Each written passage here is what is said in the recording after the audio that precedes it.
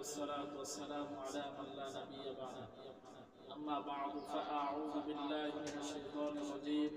بسم الله الرحمن الرحيم.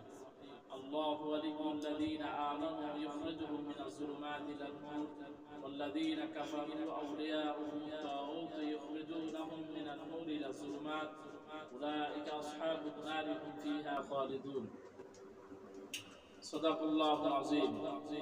وعن أبي عمارة رضي الله تعالى عنه قال قال رسول الله صلى الله عليه وسلم بني الإسلام على خمس: شهادة أن لا إله إلا الله وأن محمد رسول الله وإقام الصلاة وإيتاء الزكاة والحج وصوم رمضان. সহিহ বুখারী এবং মুসলিম হাদিস নং 7।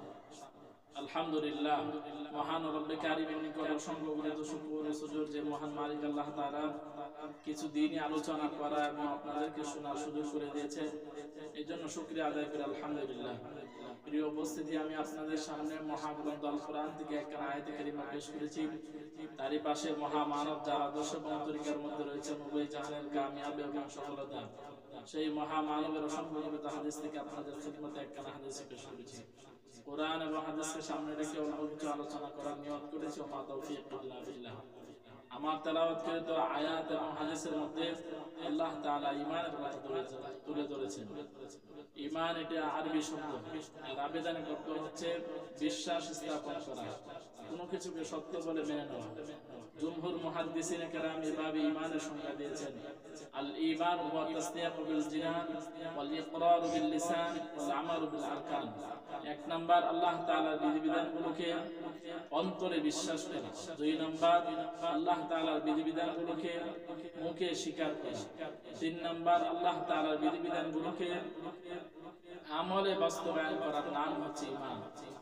ইসলামী পরিভাষায় রাসূলুল্লাহ সাল্লাল্লাহু আলাইহি ওয়াসাল্লাম আল্লাহ তাআলার পক্ষ থেকে যে দ্বীন এবং শরীয়ত নিয়ে এসেছেন, তাতে পরিপূর্ণ বিশ্বাস স্থাপন করার নাম হচ্ছে ঈমান। শরীয়তের নির্দেশনা অনুযায়ী প্রধানত নিম্নোক্ত 7টি জিনিসের উপরে ঈমান রাখা অপরিহার্য। এক নাম্বার, আল্লাহ তাআলার উপর ঈমান রাখা। দুই নাম্বার, ফেরেশতাগণের উপরে ঈমান রাখা। তিন নাম্বার, কিতাব সমূহের উপর ঈমান রাখা। চার নাম্বার, রাসূলগণের উপর ঈমান রাখা। পাঁচ নাম্বার, পরকালের উপর ঈমান রাখা। ছয় নাম্বার, ভালো মন্দ তকদিরের উপর ঈমান রাখা। সাত নাম্বার, মৃত্যুর পর পুনরুত্থানের উপরে বিশ্বাস রাখা, ঈমান রাখা। এই 7টি বিষয়ের উপরে ঈমান রাখা অপরিহার্য। অন্যত্র রাসূলুল্লাহ সাল্লাল্লাহু আলাইহি ওয়াসাল্লাম বলেছেন যে ইসলামের মূল ভিত্তি হচ্ছে 5টি জিনিসের উপরে। এক নাম্বার, মৌখিকভাবে আল্লাহ তাআলা আনুগত্য স্বীকার করা, তার প্রতীক হচ্ছে শাহাদাত, সাক্ষ্য দেওয়া। দুই নাম্বার, কাজের মাধ্যমে আল্লাহ তাআলার আনুগত্য স্বীকার করা, তার প্রতীক হচ্ছে নামাজ, নামাজের মাধ্যমে আল্লাহ তাআলার আনুগত্য স্বীকার করা। তিন নাম্বার, সম্পদের মাধ্যমে আল্লাহ তাআলার আনুগত্য স্বীকার করা, তার প্রতীক হচ্ছে যাকাত, যাকাতের মাধ্যমে আল্লাহ তাআলার আনুগত্য স্বীকার করা। চার নাম্বার, দৈহিক শ্রম এবং সম্পদের মাধ্যমে আল্লাহ তাআলার আনুগত্য স্বীকার করা, তার প্রতীক হচ্ছে হজ। পাঁচ নাম্বার, খানা পিনা এবং মনের চাহিদা থেকে বিরত থেকে আল্লাহ তাআলার আনুগত্য স্বীকার করা, তার প্রতীক হচ্ছে রোজা।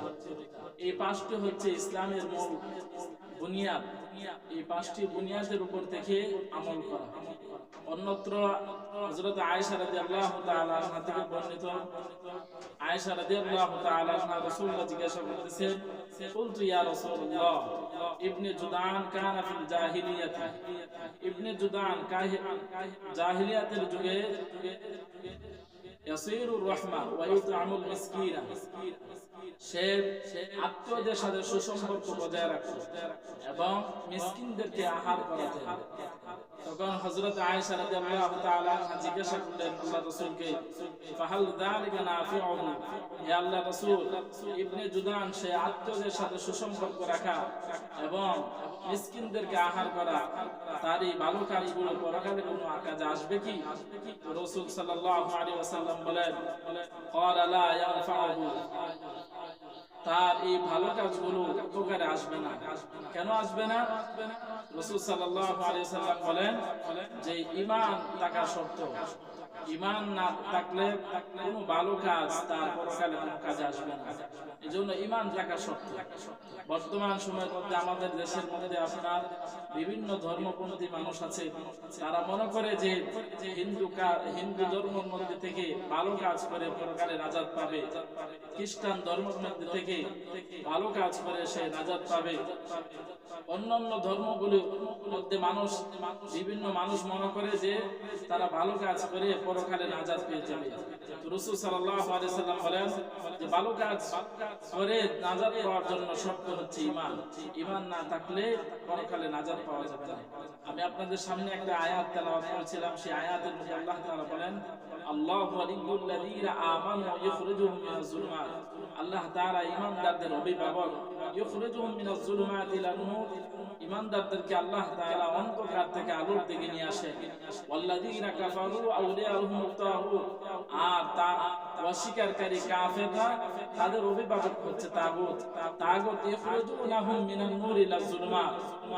কাফেররা তাগুতে আপনার আলোর থেকে অন্ধকারের দিকে নিয়ে আসে মানুষদেরকে। আপনার যারা পথের আলো পেয়েছেন, পথের দিশা মানুষদেরকে তারা আপনার অন্ধকারের দিকে নিয়ে আসেন। আল্লাহ তাআলা পরবর্তী অংশের মধ্যে বলেন উলাইকা আসহাবুন নার হুম ফিহা খালিদুন। তারা হচ্ছে জাহান্নামের অধিবাসী আর তারা তাদের চিরকাল থাকবে। এজন্য ভাই প্রত্যেক কাজের মধ্যে ঈমান থাকা শর্ত, এবং ঈমান না থাকলে পরকালে নাজাত পাওয়া যাবে না। এই আলোচনার উপরে সকলকে আমাকে বুঝবার আমল করার তৌফিক দান করুন। ওয়া আখিরু দাওয়ানা আলহামদুলিল্লাহি রাব্বিল আলামিন। আসসালামু আলাইকুম ওয়া রাহমাতুল্লাহ।